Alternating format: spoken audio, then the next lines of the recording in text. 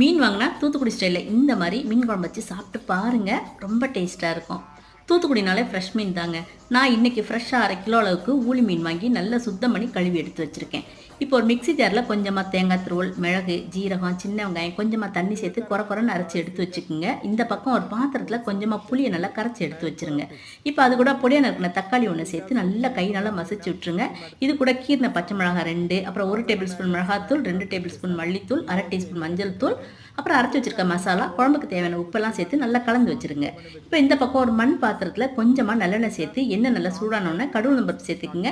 கடுகு நல்லா பொரிஞ்ச உடனே வெந்தயம் சேர்த்து நல்லா செவந்த உடனே பொடியாக நறுக்கி வச்சிருக்க சின்ன வெங்காயம், பூண்டு, கருவேப்பிலையெல்லாம் சேர்த்து நல்லா வதக்கி விட்டுருங்க. நல்லா இந்த மாதிரி வதங்கினதுக்கு அப்புறம் கரைச்சி வச்சிருக்க புளி தண்ணியை ஊற்றி மூடி நல்லா கொதிக்க விட்டுருங்க. இப்போ தேவையான மீன் துண்டங்களை போட்டு 5 நிமிஷம் வரைக்கும் மீனை நல்லா வேக விட்டு சாதத்தில் ஊற்றி சாப்பிட்டு பாருங்க. செமையாக இருக்குங்க. ட்ரை பண்ணி பாருங்க. எப்படி இருந்துச்சுன்னு கமெண்ட் பண்ணுங்க.